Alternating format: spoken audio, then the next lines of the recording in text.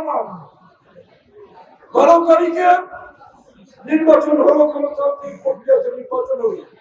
নির্বাচনের আগে আমরা আন্দোলন করেছি, সংগ্রাম করেছি নির্বাচনের জন্য, জনগণের অধিকার ফিরিয়ে আনার জন্য, গণতন্ত্র ফিরিয়ে আনার জন্য।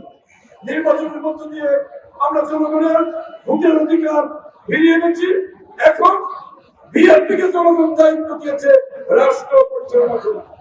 এই জন্য বিএনপি পরিবারের সকল নেতা কর্মীদের আমরা আহ্বান জানাবো, আপনাদের দায়িত্ব সব চাইতে বেশি।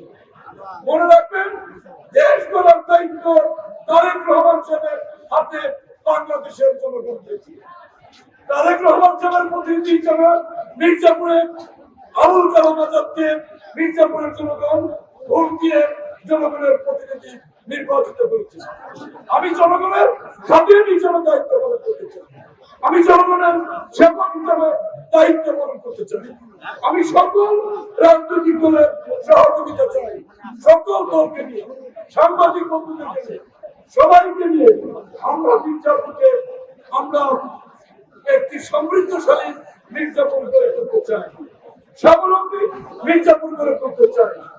আমি আমার বক্তব্য দীর্ঘায়িত না করে আমাদের এই আয়োজনে আমাদের অনিচ্ছাকৃত কিছু ত্রুটি হয়তো হয়েছে, আমরা ঠিক মতো হয়তো বসতে দিতে পারিনি।